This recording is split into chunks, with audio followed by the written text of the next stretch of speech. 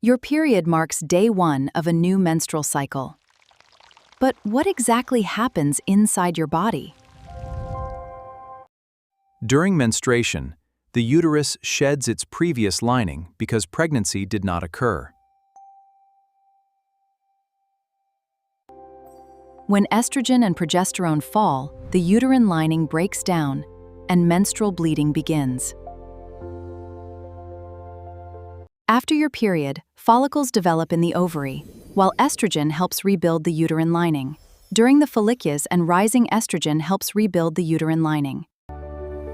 During the follicular phase, FSH helps an ovarian follicle grow, while estrogen rebuilds the uterine lining. FSH from the pituitary gland stimulates ovarian follicles to grow, helping prepare one egg for ovulation.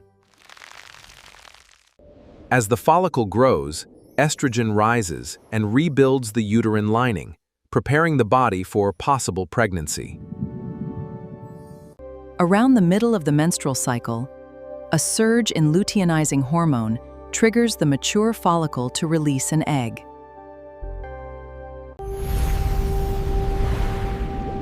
A sudden surge of luteinizing hormone, or LH, triggers the mature follicle to release the egg. After ovulation, the egg travels through the fallopian tube and may be fertilized, or naturally break down if it isn't.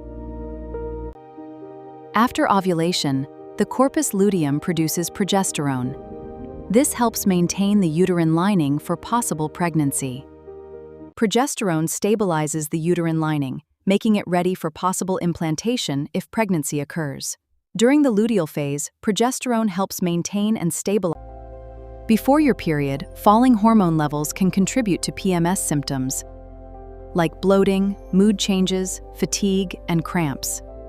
If pregnancy doesn't occur, hormone levels fall, the uterine lining breaks down, and a new period begins. Your menstrual cycle follows a repeating pattern of hormones, ovulation, uterine changes, and menstruation.